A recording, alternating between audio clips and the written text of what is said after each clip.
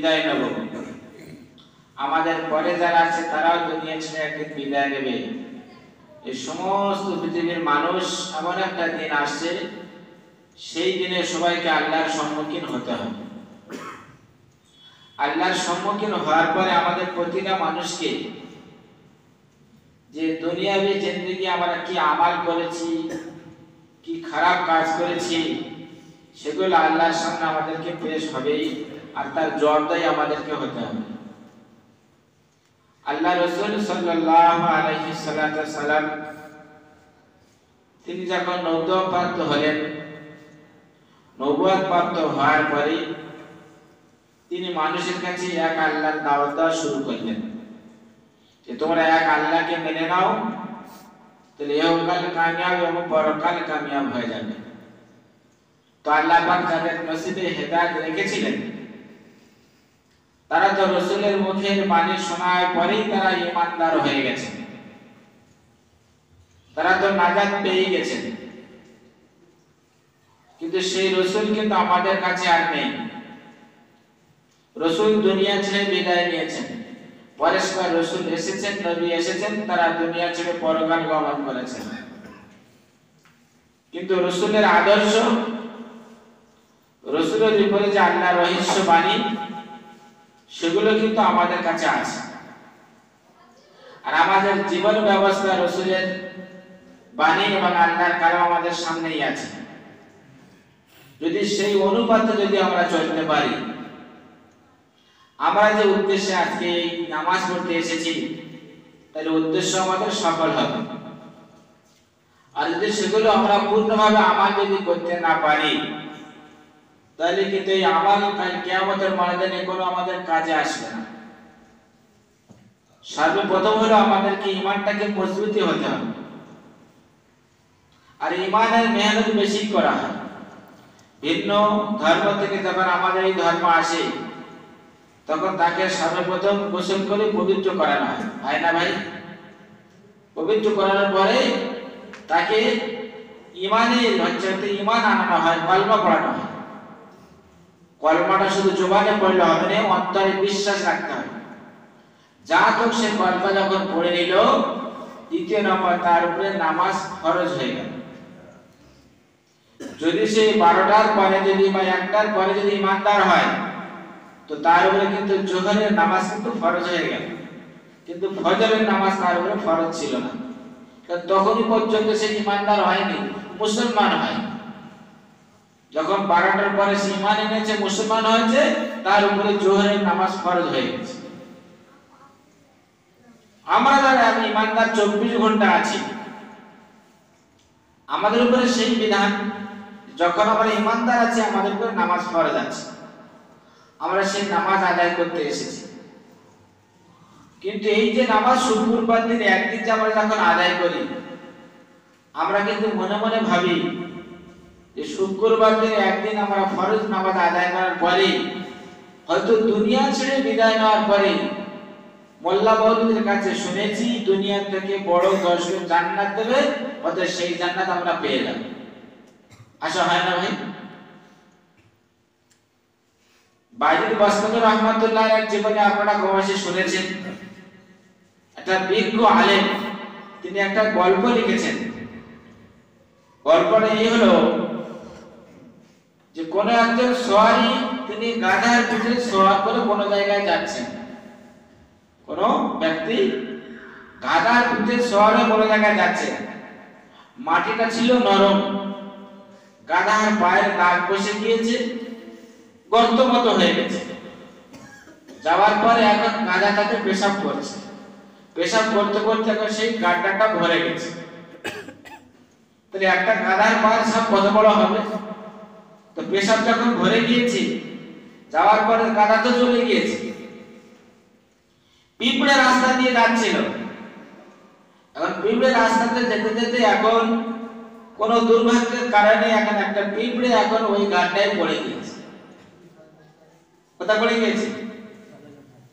গাধার গাড্ডা ওই পানিতে পড়ে গেছে।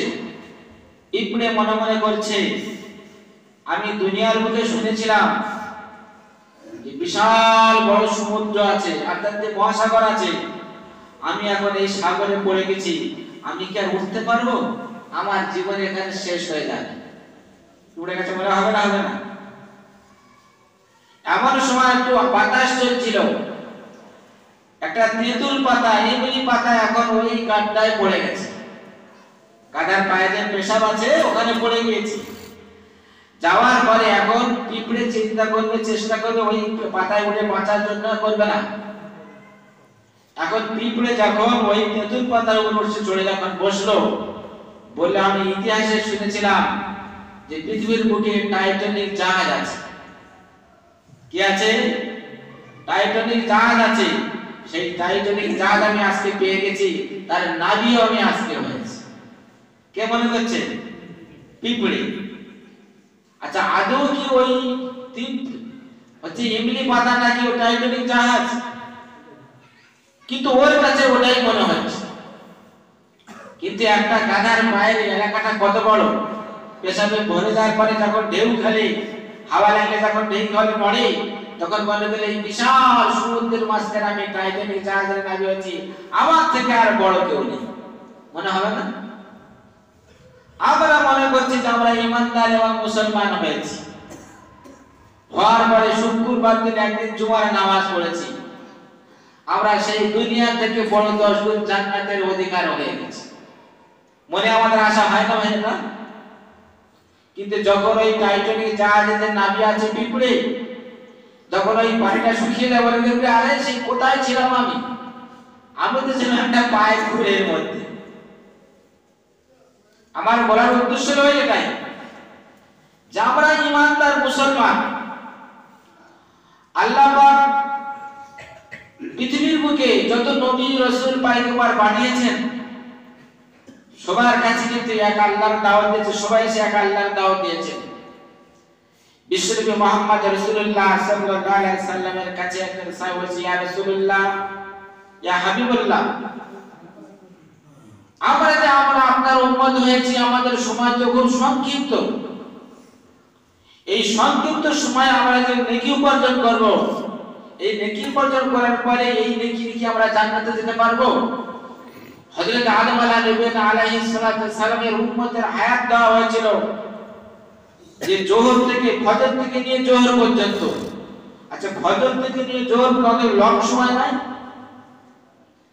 হযরত ইব্রাহিম, হযরত আদম আলাইহিস সালামের তার উম্মতকে হায়াত দেওয়া হলো ফজর থেকে নিয়ে জোহর পর্যন্ত। আর আদম আলাইহিস সালামের পরে যে সমস্ত নবী আসলেন, সে সমস্ত নবীদেরকে তাদের উম্মতকে হায়াত দেওয়া হলো জোহর থেকে নিয়ে আসর পর্যন্ত। আর শেষ নবী মুহাম্মদ রাসূলুল্লাহ সাল্লাল্লাহু আলাইহি ওয়াসাল্লাম হায়াত দেওয়া হলো আসর থেকে নিয়ে মাগরিব পর্যন্ত। কোন সময়টা বেশি? কোন সময়টা বেশি? ফজর থেকে নিয়ে জোহর পর্যন্ত সময়টা বেশি, না জোহর থেকে নিয়ে আসর পর্যন্ত সময়টা বেশি, না আসর থেকে নিয়ে মাগরিব পর্যন্ত সময়টা বেশি?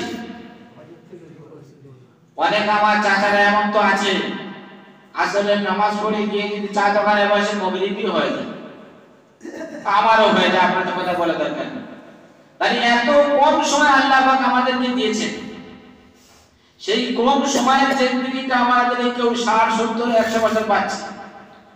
কিন্তু দুনিয়া ছেড়ে যখন আমরা পরকাল গমন করব, পরকাল গমন করে যখন আমাদের কবরে রেখে দিয়ে আসা হবে, রেখে দিয়ে আসার পরে যখন কবর থেকে আমাদের তোলা হবে, দুনিয়ার জিন্দেগি যখন পরকালের সময় হয়ে আসে, আল্লাহ রাসূল সাল্লাল্লাহু আলাইহি ওয়াসাল্লাম বলেন, মালিকুল মউত ফেরেশতা যখন তোমাদের কাছে আসে রূহটা কবজ করার জন্য, ওয়াত্তাকুল্লাহ, যে সমস্ত আল্লাহর বান্দা বান্দারা আল্লাহ থেকে ভয় করত, তাদের জন্য যে সমস্ত ফেরেশতারা আসবে তাদের নূরানি চেহারা থাকবে, তাদের মওতের সময় কোনো রকমের কষ্ট হবে না।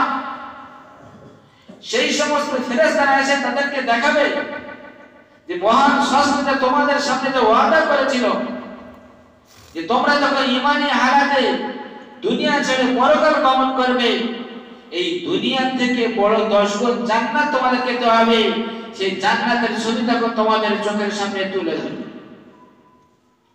আর বদকাররা যারা আল্লাহর